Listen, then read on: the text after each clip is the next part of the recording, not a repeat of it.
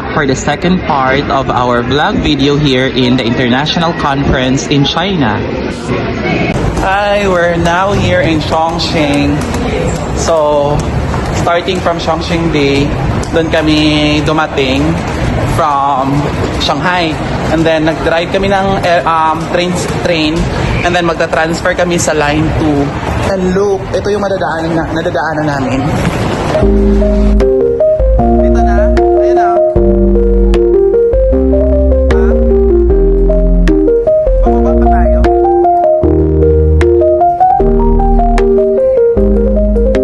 Hi, we're here too. Pasig River. So, naghanap kami agad sa hotel na binook namin sa Chongqing. Actually, ang hirap pala dito maghanap kasi parang naka-layer-layer yung mga daan-daan. Kaya di namin alam kung nakarating na ba kami o hindi pa. Nagtatanong na lang kami sa mga local dito.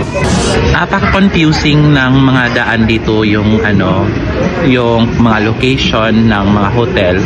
Kaya one tip, huwag kayong gumamit dito ng Google Maps kasi hindi accurate yung Google Maps dito. The thing that is accurate here is yung A-Map na app nila. And after few hours, nahanap na namin yung hotel. So actually nakakatawa kasi nasa paligid lang pala kami, hindi lang namin malocate yung exact location. But finally, nakita na namin yung hotel. And ang ganda dito, para siyang 5-star hotel sa Maynila. Pero we booked this for 3 nights for only 4,000 pesos ata. And then apat na kami dito. So, nandito na kami sa Chongqing. Tapos, lumabas kami sa hotel. So, it's just few walks away from the hotel. Tapos, may hangpan place. Hindi ko alam kung pangalan ng store. Yan. Kayo nang bahala mag-asa. Basta dito kami kumakain. Just few walks away from the hotel namin. Kasi right after yan kumain, plano namin gumala sa city center. Which is, medyo malayo dito pero mabilis ng train. So, kaya naman.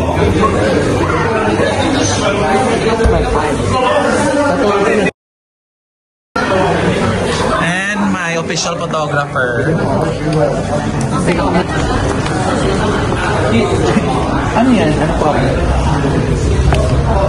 I think ito yung sausaw. Ano yan for that? I think vinegar. And then oil. Huh?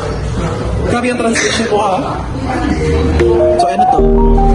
Huwag yung parang garlic na hinulog. Huwag yung masaspan. See? Go. Ito onion.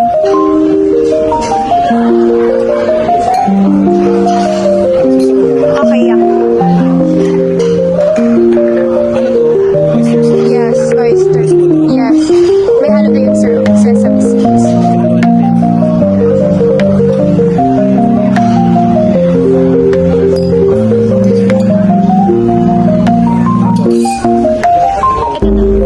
Yes.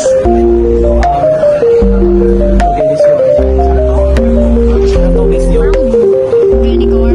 Tikman mo muna konti.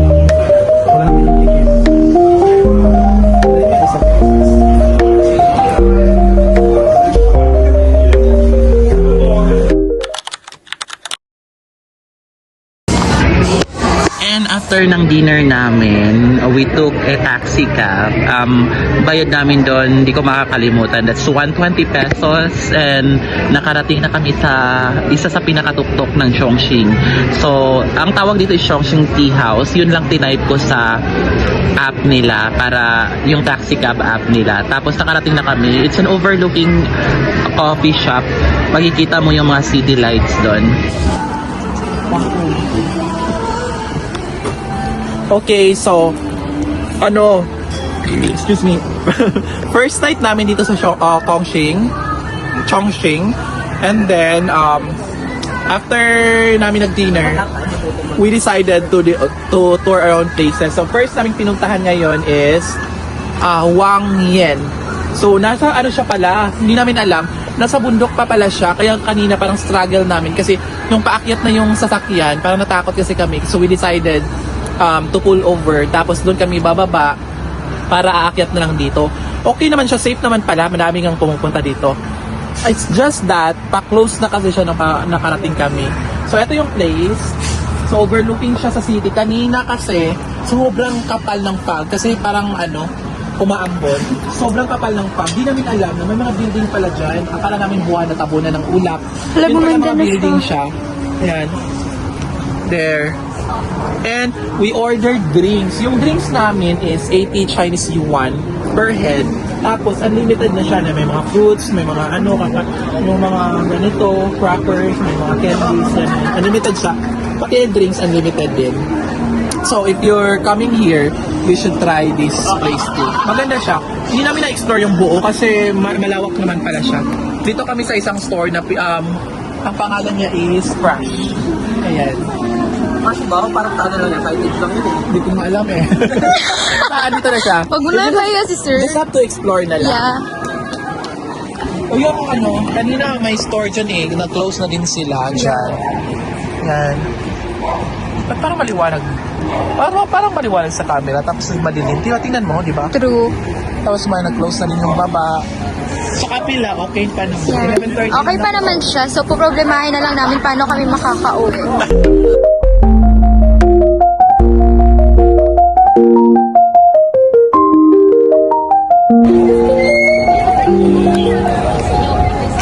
The most exciting part. Nandito na kami sa Chongqing University.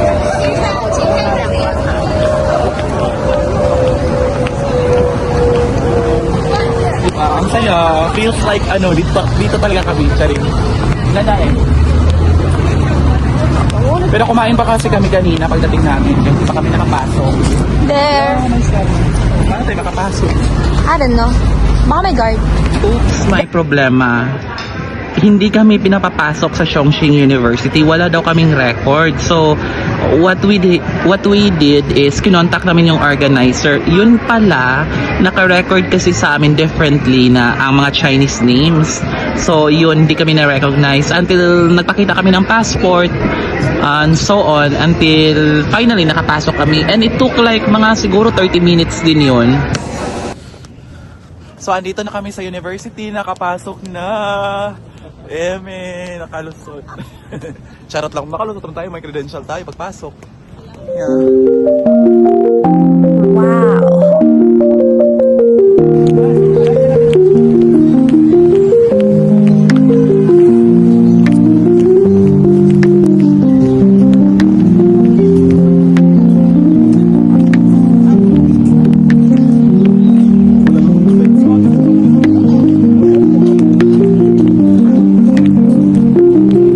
Nasaan na kasi yung babae na nagtulong sa atin?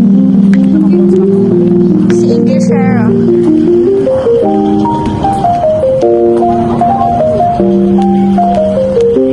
Hi!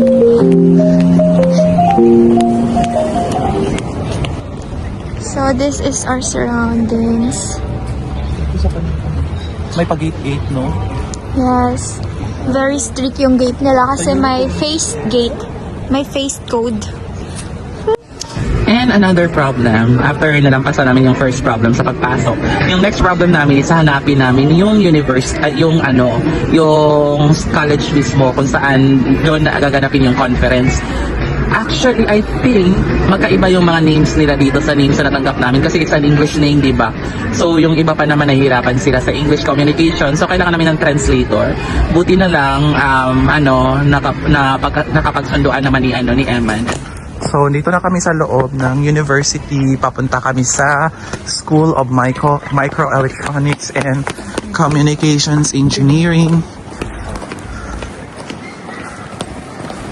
Na tinatanong pa namin saan yung direksyon. Tapos, syempre, iba yung language nila so hindi kami magkakaintindihan agad.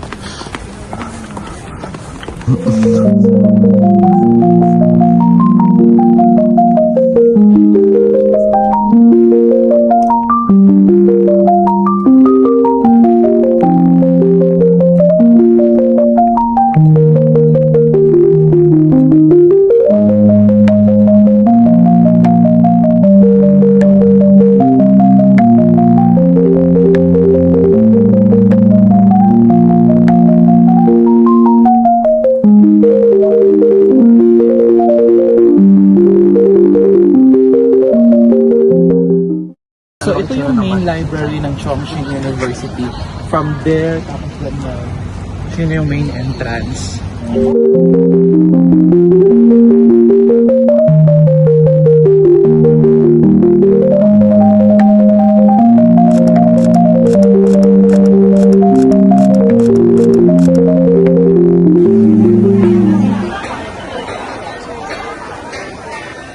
Okay, so we're done sa presentation namin sa Chongqing University. So we're done with our research presentation. So we decided na punta kami sa Hongya Cave kasi it is famous kasi nandito yung mga yung parang community pictures ko ng mga building. Tapos nandito din yung famous na motorcycle ride.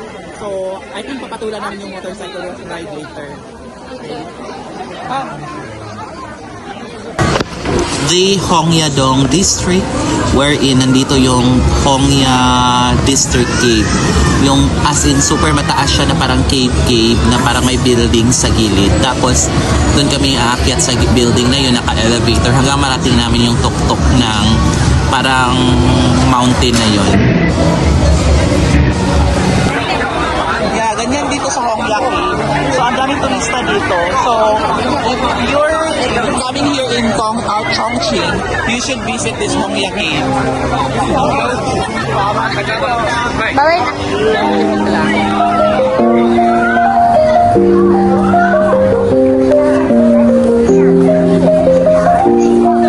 Sir, talikod!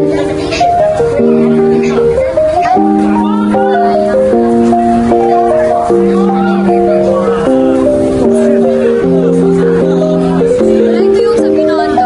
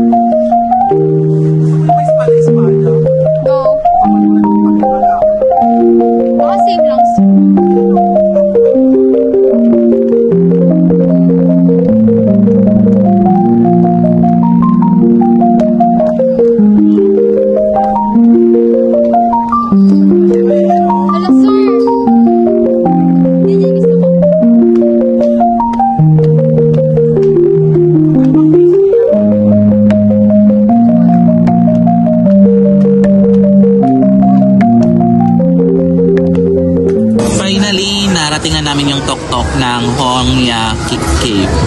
So, nandito kami sa pinakamataas where nakikita din namin yung mga city lights. Hongya Cave, yeah. Okay, nandito si Kit, si Princess, si Eman. Now, we're at the top of the building. And yeah, nakabili kami ng pampasalubong like mga bag, mga panda bags. And look, plan sana namin mag-cruise pero parang alanganin sa oras because we want to try the motorcycle ride, yung famous motorcycle ride dito. And parang nakakalula yung taas niya. As in, super taas to. Yeah. And finally, sasalang na kami sa conference presentation.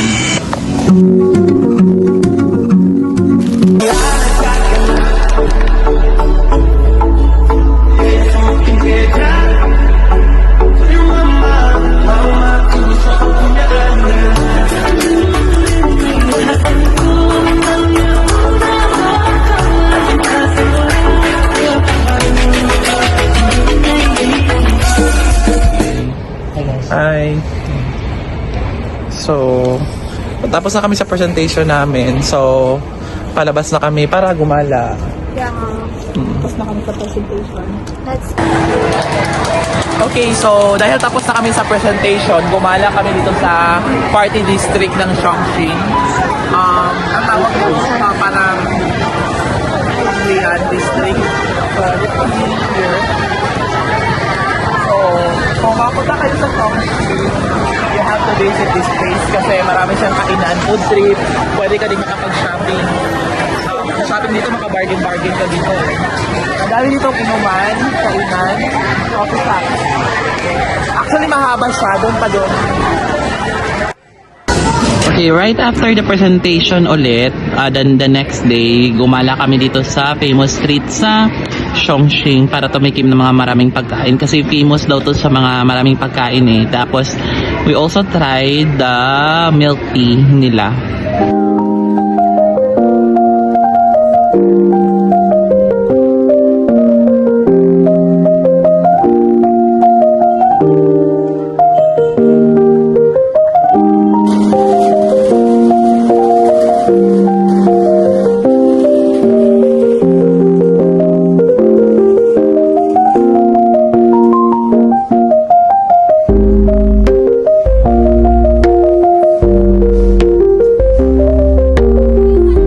Continue following the road.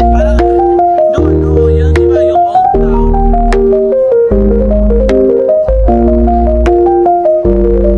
Go. Okay, mahanap tayo.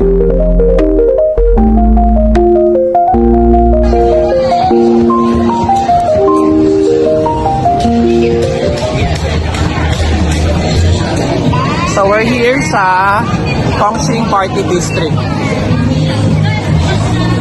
Di ko alam kung anong local name nila, pero yon yan sa international term. Basta you should try this here when you come. Ano lang sa, malapit lang sa famous cave nila. So it's the old town daw dito.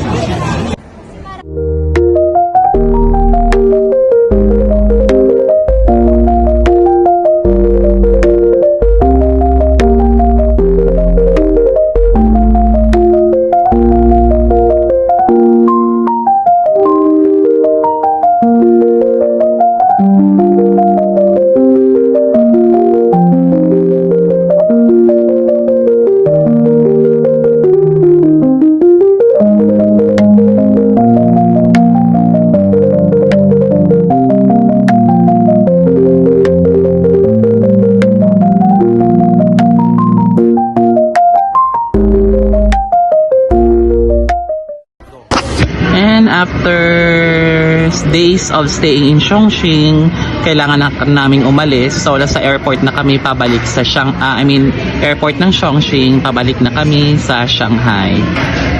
You remember kanina, we traveled from Shanghai to Chongqing via train. We decided to do it by plane na pabalik kasi parang mas madali. So, ito yung nakakatawa kasi we thought our flight is 5 p.m. Until pagdating namin sa airport, 8 a.m. pa lang. So, parang yung waiting na. Pero okay lang, at least maaga kami dito. Kasi syempre di naman namin alam yung Yung... Tingnan mo. Parang videohan mo. Ganda na.